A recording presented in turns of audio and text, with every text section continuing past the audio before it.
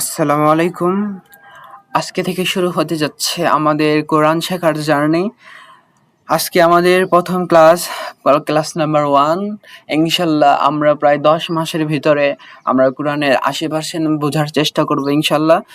আমি মেনলি এই ক্লাসটা এবং এই কোর্সটা ডিজাইন করেছি শুধুমাত্র যে জেনারেল ছাত্রদের জন্য।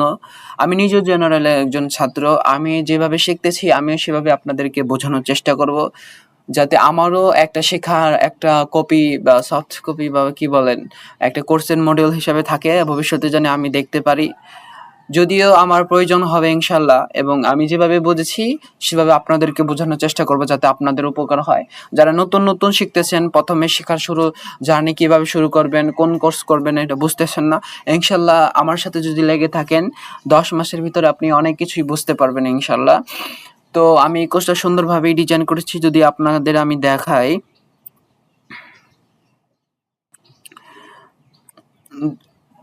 এই কোর্স শুরু করার আগে আমি 2টা শর্ত আমি আপনাদেরকে বলে দিতে চাই। শুরু করার আগে 2টা শর্ত আপনাকে অবশ্যই মানতে হবে।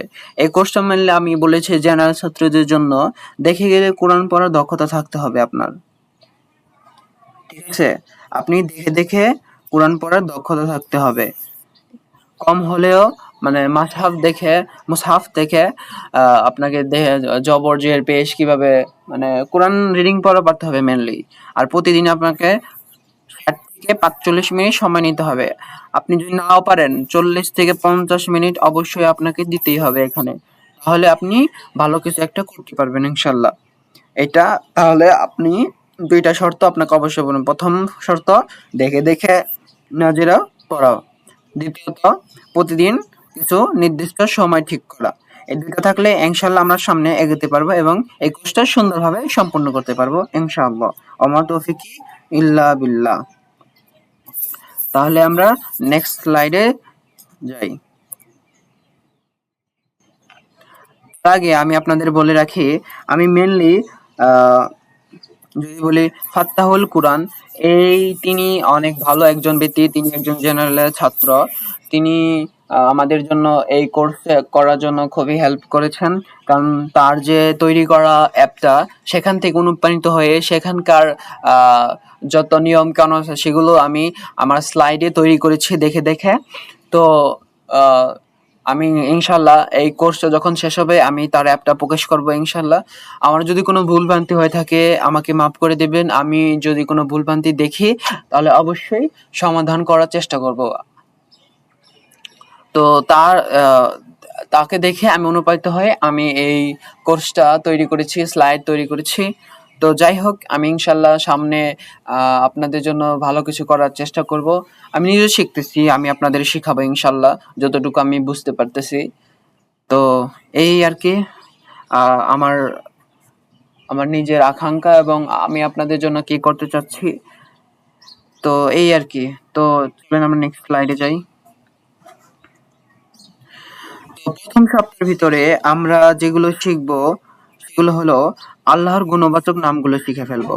তারপর নবীদের যত নাম আছে আরবি সেগুলো শিখবো। জান্নাত জাহান্নাম যেভাবে যত নিয়মে এসেছে তাদের নামগুলো শিখবো। মা বাবার নামগুলো শিখবো। তারপরে ঘর পথ এগুলো যত যা আছে সেগুলো শিখবো। মানুষ শব্দ শিখবো। তাহলে আমাদের প্রথম সপ্তাহের কাজ হলো আমাদের এই শব্দগুলো শেখা। উদাহরণ হিসেবে রহমান মানে কি? দয়ালু।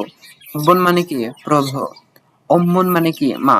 এরকম যত শব্দগুলো আছে উপরে দেওয়া আছে, প্রথম সপ্তাহে আমাদের কাজ হবে আমরা এগুলো আয়ত্ত করে ফেলবো ইনশাল্লাহ।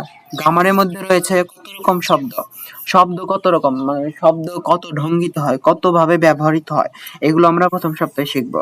পুরুষ এবং নারীবাচক, মুজাক্কার আর মুয়ান্নাস, এই 2 শব্দ কিভাবে কোরআনে ব্যবহৃত হয়, পুরুষবাচক নারীবাচক শব্দগুলো, সেগুলো আমরা ইনশাল্লাহ শিখে ফেলবো। ঠিক আছে? এবং এক না অনেক এই শব্দগুলো আমরা শিখে ফেলবো। এক না অনেক, নাহনু মানে কি? আমরা। আংতা মানে কি? আংতা মানে তুমি। আংতুম মানে কি? তোমরা। এই যে এগুলো সব না এক না অনেক, এগুলো আমরা শিখে ফেলবো ইনশাল্লাহ। আল, আল মানে কি? আল দিয়ে নির্দিষ্ট হবে আলহামদুলিল্লাহ রব্বিল আলামিন। শুরু করছি বিশ্ব প্রতিপালকের নামে। আল শব্দের আমরা মানে বুঝে ফেলবো ইনশাল্লাহ। তাহলে আমাদের প্রথম শর্ত কি, গ্রামারগুলো, এই গ্রামারগুলো আমাদের খুব ভালোভাবে আয়ত্ত করা, যাতে আমরা নেক্সটে এগোতে পারি, ঠিক আছে ইনশাল্লাহ। তাহলে আমরা শব্দ যেগুলো পড়বো, আল্লাহর গুণ, গুণ, নবী ও জান্নাত, জাহান্নাম, মা বাবা, ঘর বাড়ি, মানুষ, এগুলো আমরা আরবিতে শিখে ফেলবো ইনশাল্লাহ। এটা উদ্দেশ্য কি, নামের শব্দ দেখে অর্থ বলতে পারা। তাহলে আমাদের 20% শেখা হয়ে যাবে কোরআনের ইনশাল্লাহ। ওমা তৌফিকি ইল্লা বিল্লাহ। আসলে আল্লাহর তৌফিক ছাড়া কোনো কাজই আপনি সম্পূর্ণ করতে পারবেন না, ঠিক আছে। তাই আল্লাহর অনুগ্রহ, আল্লাহর সাহায্য লাগবে, আল্লাহর রহমত লাগবে। তাই নিয়মিত ইস্তেগফার, নিয়মিত আল্লাহর কাছে দোয়া করবেন, যাতে আল্লাহ আমি জানি এই কোর্সগুলো কমপ্লিট করতে পারি, যাতে তোমার কোরআন আমি বুঝতে পারি ইনশাল্লাহ। তাহলে অনেক ইজি হয়ে যাবে, ঠিক আছে। আপনি খুব সহজেই সবকিছু আয়ত্ত করতে পারবেন, ঠিক আছে। তাহলে আমরা নেক্সট স্লাইডে যাই। আরেকটা কথা বলে রাখি, আমাদের মেনলি 10টা সপ্তাহ হবে। তো প্রথম সপ্তাহ থেকে 2 সপ্তাহ পর্যন্ত আপনি যা যা পাবেন, এই প্রথম সপ্তাহের ভিতরে আপনাকে এগুলো কমপ্লিট করে নেক্সট সপ্তাহে যেতে হবে, ঠিক আছে। 1 থেকে 2 সপ্তাহ আপনাকে এগুলো নিয়ে পড়ে থাকতে হবে। তাহলে আপনি কোরআনের 20% শব্দ এমনিই চিনতে পারবেন, ঠিক আছে। তাহলে আমরা নেক্সট স্লাইডে যাই।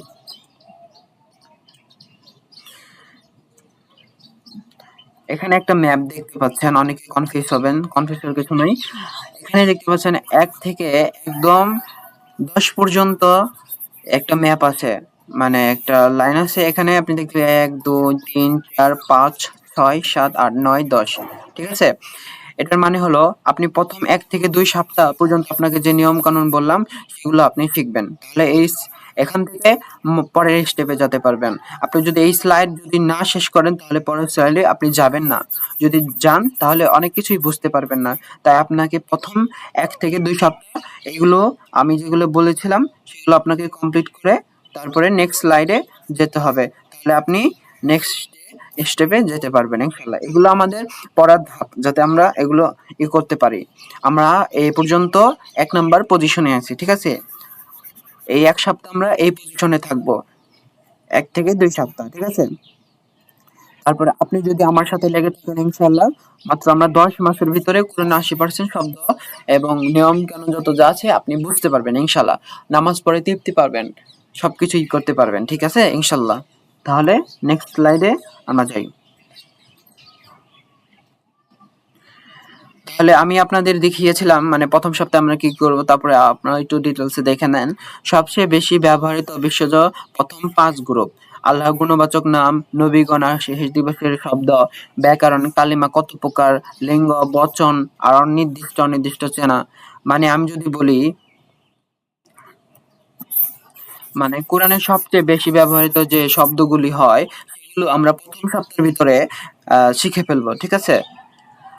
আমরা প্রথম সপ্তাহের যে কাজগুলো আমাদের আহ, বিশ্বের প্রথম ভাগে আমার কাছে বিশ্বজ্য শিখা, আল্লাহ ও অন্যদের কিছু গুণবাচক নাম প্রথম সপ্তাহে আমরা শিখে ফেলবো। আদিকবাচক, বিশ্বজ্য, কিছু গুণবাচক শব্দ, নবীগণ, আল্লাহর নিদর্শন বলি, শেষ দিবসে কি সম্পর্কিত কিছু শব্দ। এবং আমাদের সবথেকে মেন ইম্পর্টেন্ট, যদি আমরা ব্যাকরণ শিখি তাহলে অনেক কিছু শিখতে পারবো, ঠিক আছে।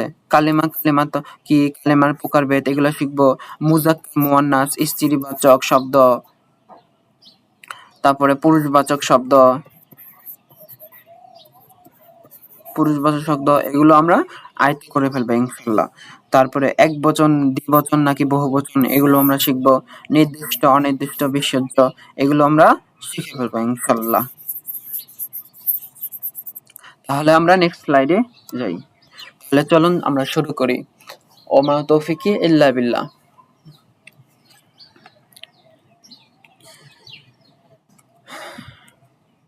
কালেমা, আমরা প্রথমে জানবো কালেমা ও তার প্রকারভেদ। কালেমা এবং তার প্রকারভেদ। কালেমা কিভাবে ব্যবহৃত হয় সবগুলো আমরা শিখবো ইনশাল্লাহ। তো নেক্সট স্লাইডে যাই। আমরা মেনলি শিখবো কালিমা, ইসম, ফেল আর হারফ, এই 4টা শিখবো। তাহলে আমরা অনেক কিছু জানতে পারবো। এগুলো আপনি মুখস্থ না করলে আপনি দেখে নেন, যাতে মুখস্থ হয় যায় হালকা হালকা। তো আপনি এত মুখস্থ করতে হবে না আপনাকে, শুধু আপনি দেখে যান, এত ইম্পর্টেন্ট না এগুলো নাম জানা। তো আপনি কালিমা, ইসম, ফেল আর হারফ এগুলো শিখবো ইনশাল্লাহ। নেক্সট স্লাইডে যাই। আমরা একটা কিছু জেনে নেই। আরবি ব্যাকরণের মূল ভিত্তি হলো কালিমা। আরবির মূল ভিত্তি যে সেটাই হলো কালিমা। আরবির মূল ভিত্তি কালিমা। কোরআন বুঝে পড়ার প্রথম ধাপ হলো শব্দকে চিনতে পারা। শব্দকে চিনতে পারা। বাংলা ব্যাকরণের পদ মোট 8টি। বাংলা ব্যাকরণের মোট 8টা। বাংলা ব্যাকরণে মোট 8টা আছে। ইংরেজিতে পার্টস অফ স্পিচ 8 প্রকার। ওই যে প্রোনাউন, নাউন, প্রোনাউন, অ্যাডজেক্টিভ এগুলো আছে না, এগুলো 8 প্রকার হয়ে থাকে, কিন্তু আরবিতে মাত্র 3 প্রকার। কয় প্রকার? 3 প্রকার। আরবিতে 3 প্রকার। কি কি? ইস, ইস, ইস প্লাস ফেল, আরেকটা কি? হরফ। হরফ কি হয়? হরফ।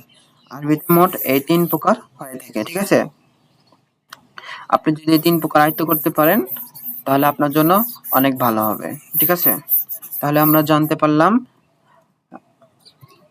পারলাম ইস, ফেল আর হরফ এই মোট 3 প্রকার হয়ে থাকে আরবিতে। ঠিক আছে? ব্যাকরণ। কোরআনে 3টি শব্দ, কোরআনে প্রতিটি শব্দ এই 3টিরই কোনো একটি। কোরআনে যত শব্দ দেখতেছেন এই 3টিরই যে কোনো একটি হয়ে থাকে। ঠিক আছে? তাহলে আমরা নেক্সট স্লাইডে যাই।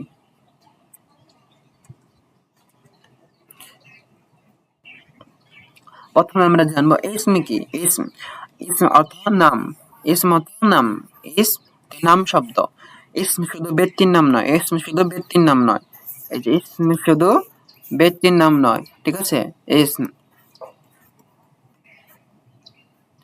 ইসম শুধু ব্যক্তির নাম নয়। ঠিক আছে? ইসম শুধু ব্যক্তির নাম নয়। আরবিতে আরবিতে ইসমের পরিধি বড়। আরবিতে ইসমের পরিধি বড়। বস্তু, বস্তু, স্থান, গুণ, সর্বনাম এটির ভিতরে ইসম ব্যবহৃত হয়। ইস এমনকি কাজের নাম, মাসদার, মাসদার সবই ইসম। ইসমের মূল বৈশিষ্ট্য একটাই, এর সাথে কোনো সময় জড়িত থাকে না। কিতাব বললে বইটি কখন ছিল, কখন থাকবে কিছুই বোঝা যায় না। মাক্কাতু, মাক্কা, মাক্কা এখানে কোনো সময়বাচক শব্দ নাই, সময় দিয়ে, যাতে আপনি বুঝতে পারেন যে এটা কোন সময়। কোনো সময় যাতে না বোঝায়, কোনো সময় কিছু কোনো শব্দে যদি সময় না বোঝায় তাহলে ওইটাই ইসম। যেরকম মোহাম্মাদুন এটা ব্যক্তি, বস্তু, স্থানের নাম। কি মোহাম্মদুন এটা একটা ইসম। বাইতুন এর একটা ঘর, বস্তুবাচক, তাহলে এটা কি? ইসম। মাক্কা মানে ঘর, এটা একটা স্থান। ঠিক আছে? তাহলে এটা কি? ইসম বাচক। তারপর আলিমুন এটা গুণের বিশ্বর্য। যেরকম আলিম মানে কি? জ্ঞানী। কাবিরুন মানে কি? বড়। কাবির, কাবির মানে বড়। এগুলো সব গুণবাচক বিশ্লেষণ। তাহলে আমরা কি জানতে পারলাম? আমরা জানলাম ব্যক্তি, বস্তু, স্থানের নাম। ঠিক আছে? তারপরে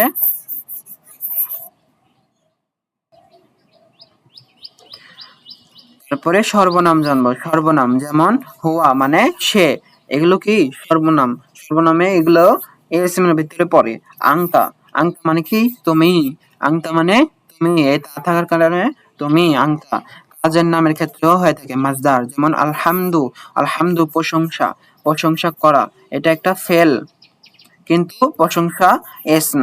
এই প্রশংসা এসম। আলহামদু এই আল তো ফেল, সরি।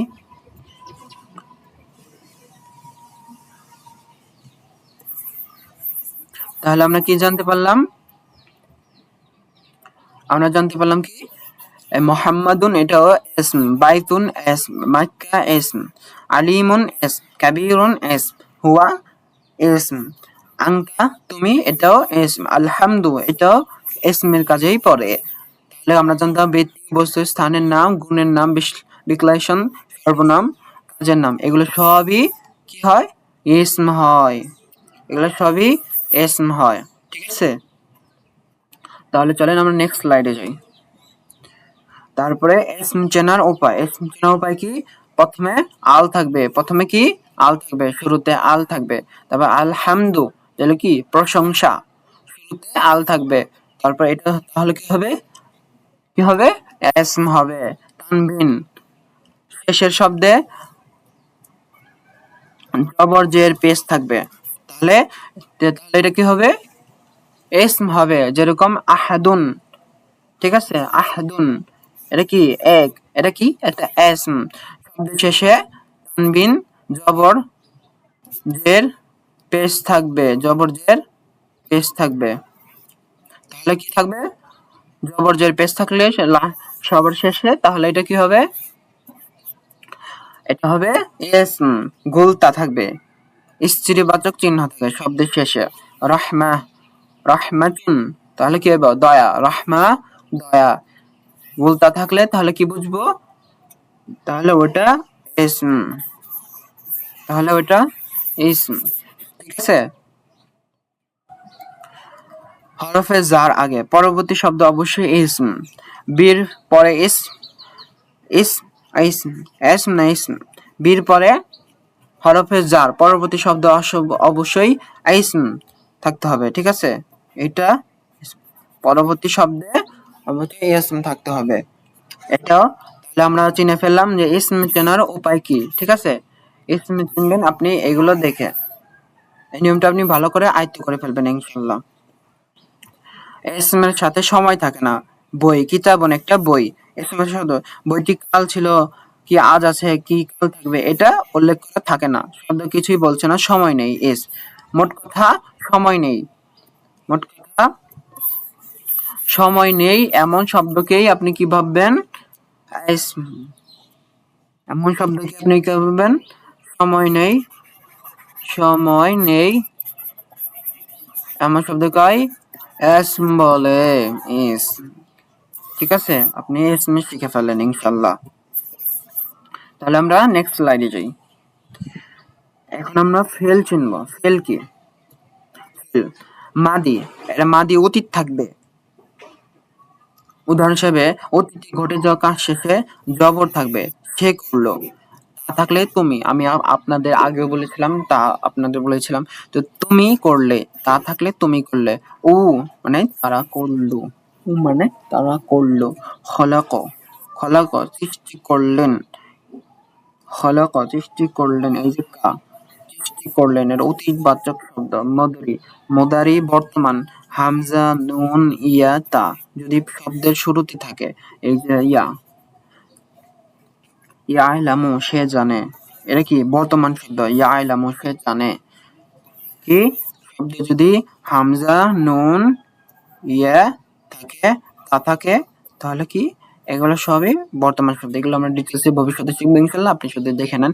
হামজা নুন ইয়া তা যদি থাকে তাহলে এগুলো বর্তমানে শব্দ হিসেবে ইয়ালামু সে জানে। ফেল এগুলা। ঠিক আছে? আমরা আদেশবাচক শব্দ শুরুতে হামজা ব্যবহৃত হয়, আলিফ ব্যবহৃত হয়, শেষে সুকুন থাকে। উদুখুলু, উদুখুলু কে প্রবেশ করো। এগুলো খুব সহজেই নেক্সটে বুঝতে পারবেন ইনশাআল্লাহ। এখন শুধু দেখে নেন। হামজা আলিফ থাকলে, শব্দের শুরুতে হামজা আলিফ থাকলে তাহলে কি হইব? ওগুলো আদেশবাচক। আল্লাহ আদেশ করেন না, উদুখুলু জান্নাতে প্রবেশ করো, এরকম শব্দ থাকে না? তো এগুলো সবই আমরবাচক শব্দ। ঠিক আছে? তাহলে আমরা আমরবাচক শব্দ শিখে ফেললাম ইনশাআল্লাহ। তাহলে আমরা শিখলাম এখান থেকে মাদি, যে শব্দের প্রথমে যদি শব্দের শেষে যদি জবর তা তা ও থাকে তাহলে এগুলো কি মাদি অতীত থাকে, তাহলে এগুলো ফেল। খলাক সৃষ্টি করলেন। মুদারি হামজা নুন ইয়া তা থাকলে শব্দের শুরুতে, তাহলে এটাও ফেল। ইয়ালামু সে জানে।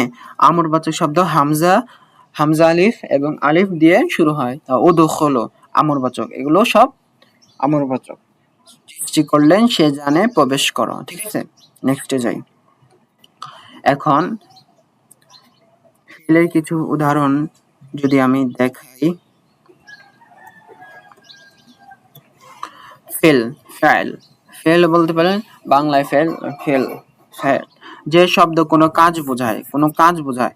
আপনি রান্নাঘরে রান্না করতেছেন, রান্নাঘরে রান্না করতেছেন, এটা একটা কি ফেলে পড়ে।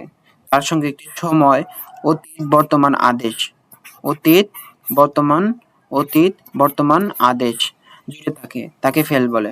এটার সাথে আদেশ, কখন করতেছেন, অতীত, এগুলো সবই মেনলি অতীত বর্তমান আদেশ জুড়ে থাকে, তাকেই ফেল বলে। ফেল কাকে বলে? অতীত বর্তমান আদেশ এগুলো জুড়ে থাকাই ফেল ফেল বলে, তাকে ফেল বলে। ইসম ও ফেলের আসল পার্থক্য এই সময়টুকুই। ইসম আর ফেলের পার্থক্য কি? ইসম কিনা আলোচনা করে, ইসম কোনো সময়, কোনো ঘন্টা, কোনো কিছু নির্দেশ করে না, শুধু নামকেই ইসম বলে। আর ফেলকে কাকে বলে? নামের সাথে সময় জুড়ে দেওয়াকেই ফেল বলে। এইটুকু। ইসমের সময় নেই, ফেলে আছে। যেমন মাদি অতীত, যদি আপনি দেখেন এখানে আংতা, আংতা, এই তা অতীত হয়ে গেছে শব্দটা, আংতা। আমতা, আমতা, যদি দেখেন এই তার কারণে আপনি অনুগ্রহণ করেছেন, হয়ে গেছে। ফেল মুদারি, বর্তমান ভবিষ্যৎ, বর্তমানে ভবিষ্যৎ। না বুধু, না বুধু আমরা ইবাদত করি, এই বধু আমরা ইবাদত করি না, এই যে এটা আমরা, না বুধু আমরা ইবাদত করি। ফেলে আমরা আদেশবাচক। এই দিনা, এই যে হামজা, আমরা কি বলছি, হামজা বা আলিফ থাকলে তাহলে এটা কি হবে? আমরবাচক শব্দ হবে। এই দিনা, আমাদের পথ দেখান। কি হবে? আমাদের পথ দেখান।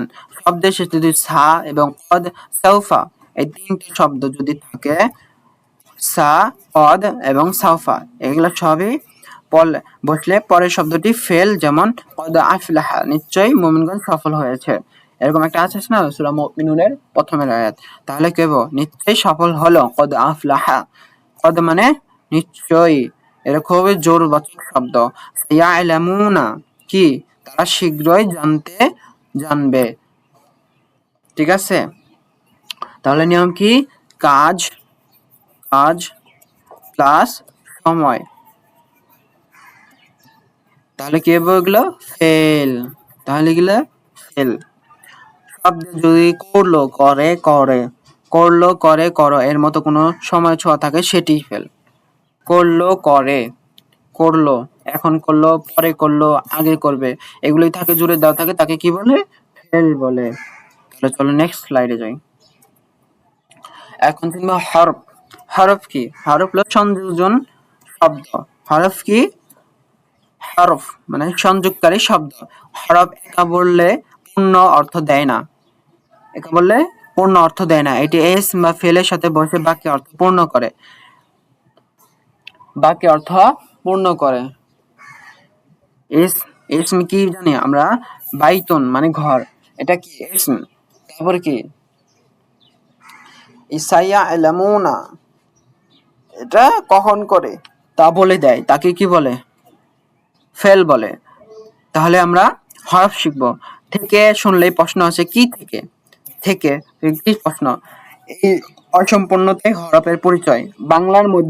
বাংলায় যে থেকে, মধ্য, জন্য, ওপরে, এই ধরনের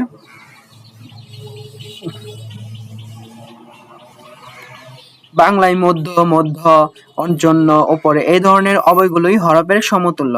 এগুলো কি হরফ? হরফে জার, ইসমের সাথে বসে। এটা কি? ইসমের সাথে বলে, ইসমের সাথে বলে। যেরকম আলিমুন, খবীরুন, বিম, ইলম, এগুলোর সাথে, ইসমের সাথে ইসমেকে মাজরুর করে, ইসমেকে মাজরুর করে। বি সাথে, লি জন্য, মিন থেকে, ফি কি মধ্যে, আয়লা মানে কি উপরে, ইলা মানে কি দিকে, এগুলোর সাথে, ইসমের সাথে এগুলো বসে। ঠিক আছে? ইসমের সাথে এগুলো বসে। হরফে আতফ, দুটি শব্দ জোড়া দেয়, যেমন ওয়া, ওয়া, এগুলো সামনেই বুঝতে পারবেন। এগুলো শুধু হালকা পাতলা মুখস্থ করে নেন আপনি, যাতে সামনে মুখস্থ করতে আপনার না হয়। সুম্মা, সুম্মা মানে কি? এরপর বা অতঃপর। ফা মানে কি? অতঃপর। দুটি শব্দকে জোড়া দেয়। কথাকে আপনি একটা কথা বলতেছেন, আরেকটা কথা বলতেছেন, মধ্যে আমরা যখন বাংলায় বলি এবং, এবং বলি না, তো এগুলোই পরে জোড়া দেয়। ঠিক আছে? এগুলোই কি জোড়া দেয়, শব্দের মাঝখানে বসে। এটা কি বলে? হরফে আতফ। ঠিক আছে? কি বলে? হরফে আতফ। তারপর আছে হরফে নাফি, অর্থ না, নয়, এরকম। এটা কি? নেগেটিভ বাচক শব্দ। লা মানে কি? না। লাম মানে কি? নয়। মা মানে কি? যা। এটা কি? নেগেটিভ বাচক। মা, যা, আবার নাও হয়, এটা অতিক বাচক শব্দ হয়, পরে ইনশাআল্লাহ আমরা দেখব। তাহলে এগুলো কি? নেগেটিভ বাচক। লা, না, লাম, নয়, মা, যা। হরফের শর্ত, জিজ্ঞাসা যেমন ইন যদি, ইন যদি, যদি। আর হাল, নবীকে প্রশ্ন করে না যে তুমি কি আমাদের জন্য নিয়ে এসেছো, শুনি কি, এরকম যে প্রশ্ন হয় না, তো এইগুলো কি দিয়ে প্রশ্ন হয়, কি হাল দিয়ে প্রশ্ন হয়, কি বলতো, হাল দিয়ে প্রশ্ন হয়। তাহলে আমরা এখান থেকে কি শিখতে পারলাম, হরফে জার বি লি মিন ফি আলা লি, বি লি মিন ফি আলা লি, এটা আপনি এভাবে মুখস্থ করে ফেলবেন। বি মানে সাথে, লি মানে জন্য, মিন থেকে, ফি মধ্য, আলা উপরে, ইলা দিকে। হরফে আতফ দুটি শব্দ জোড়া দেয়, মধ্যে কথা ভিতরে এগুলো জোড়া দেওয়া হয়। ফি মধ্যে, সুম্মা অতঃপর, ওয়া এবং। হরফের নাফি অর্থ না, নেগেটিভ বাচক শব্দ। লা অর্থ না, লাম অর্থ নয়, মা অর্থ যা বা না। হরফের শর্ত, জিজ্ঞাসা যেমন কেউ যদি জিজ্ঞাসা করে এন যদি, যদি আমি এটা সেটা খাবো, যদি আমি ওইটা হইতাম, এগুলো কি যদি এন। আর হাল কি, আচ্ছা তাহলে নেক্সট যাই। তবে কোরআনে বহুল ব্যবহৃত এগুলো, তাহলে আপনি এক নজর এগুলো দেখে নেন ইনশাল্লাহ, অনেক উপকার হবে। মিন থেকে, থেকে হরফে জার, ইলা দিকে হরফে জার, ফি মধ্য হরফে জার, আলা উপরে হরফে জার, বি সাথে বা সাজে হরফে জার, লি জন্য হরফে জার, ওয়া এবং হরফে আতফ, ফি অতঃপর হরফে আতফ, লা না হরফে নাফি, নাফি মানে কি যেগুলো নেই, ইন যদি হরফে শর্ত। তারপর নিয়ম, একা অর্থহীন, একা বসবে না, কখনোই একা বসবে না এগুলো। ফি মধ্য, একা বললে অসম্পূর্ণ, কিসের মধ্যে কোন ইসমের সাথে বসলে অবশ্যই অর্থপূর্ণ হয়। ফি বাইতিন একটি ঘরের মধ্যে, ফি বাইতিন একটা ঘরের মধ্যে, এই ফি বৈশা এটাকে পূর্ণ করেছে, একটি ঘরের মধ্যে, ঠিক আছে। তাহলে আমরা এগুলো শিখে ফেললাম। নেক্সট স্লাইডে চলেন, তাহলে যেগুলো এখন আমরা প্র্যাকটিস করি, যেগুলো আমরা শিখলাম, ঠিক আছে, তাহলে আমাদের আমাদের মাথার ব্রেনের ভিতরে অ্যাটাচড হয়ে যাবে ইনশাল্লাহ। আল্লাহ তৌফিক দান করিয়েন আমাদের ইনশাল্লাহ। চলান চলে করি। আমরা এই কালার দিয়ে আমরা এগুলোকে চিহ্নিত করবো ইনশাল্লাহ। ও হাই ফেল, ঠিক আছে, এসম হবে এই কালারে। তা আপনি চিহ্নিত করেন, দয়ালু কি রহিম, এটা কি আসম, পরম দয়ালু এটা কি আসম, আল্লাহর এটা কি একটা এসম, বি এটা কি এসম, পরেরটা কি হবে আপনারা বলেন তো, পরেরটা কি হরফ, হরফ, ওটা কি হরফ। নেক্সট স্লাইডে আপনি শুধু এগুলো পরীক্ষা দিয়ে যান, আপনি 5 সেকেন্ড সময় রাখেন। আলামিন এটা কি, এটা এসম, রব্বি এটা কি এসম, আল্লাহ এটা কি এসম, এটা কি হরফ, লি আলহামদু এটা কি এসম, রহমান রহিম এগুলো কি এসম। দিন, দিন মানে কি এটা একটা এসম, ইয়াউম মানে কি এটাও এসম, মালিকি এটাও এসম। নাস্তাইন এগুলো বলেন আপনি, এটা কি ইয়াকা, ওয়া কি এটা হরফ, না'বুদু এটা কি ইসম, ইয়াকা আপনি বলেন তো কি ইসম হবে, ওটা নাস্তাইন ফেল ছিল। ইহদিনা, না, না মানে কি আমাদের, না মানে আমাদের, সিরাত পথ, সেই পথ যারা সরল পথে চলে সেই পথে আল্লাহ আমাদেরকে হেদায়েত দান করুন, আমিন। মুস্তাকিম এটা কি ইসম, ইহদিনা কি হবে পথ দেখান, ফেল। এটা আপনি উত্তর দিয়ে যাবেন ইনশাল্লাহ, ভিডিও পজ করে আপনি এগুলো উত্তর দিবেন। তাহলে আমাদের প্রথম ক্লাস ইনশাল্লাহ শেষ হয়ে গেল, আপনাদের সাথে থেকে আমার অনেক ভালো লেগেছে। তো ইনশাল্লাহ নেক্সট সপ্তাহ আবার আমরা পরের এপিসোড গুলো নিয়ে চলে আসব, ঠিক আছে। তাহলে আপনারা এই ক্লাসগুলো যদি না বুঝেন বারে বারে দেখতে থাকেন, ইনশাল্লাহ আপনারা অনেক কিছুই বুঝতে পারবেন। তাহলে আমরা আজকে যা যা শিখতে পারলাম, ইসম শিখলাম, ইস প্লাস হরফ প্লাস ফেল শিখলাম, ঠিক আছে। এগুলো আপনারা ভালোভাবে আয়ত্ত করে নেন, তাহলে নেক্সট ক্লাসে আপনারা খুব ভালোভাবে পরের ধাপে সবকিছুই বুঝতে পারবেন ইনশাল্লাহ। আমরা নেক্সটে আমরা শব্দ অর্থ নিয়ে আসবো, যেগুলো আপনারা প্রতিনিয়ত পড়তে থাকবেন, তাহলে আপনাদের ব্রেনের ভিতরে অ্যাটাচড হয়ে যাবে ইনশাল্লাহ। তো সবাই ভালো থাকবেন ইনশাল্লাহ। সুবহানাকাল্লাহুম্মা ওয়া বিহামদিকা আশহাদু আল্লা ইলাহা ইল্লা আনতা আস্তাগফিরুকা ওয়া আতুবু ইলাইক। আসসালামু আলাইকুম ওয়া রাহমাতুল্লাহ।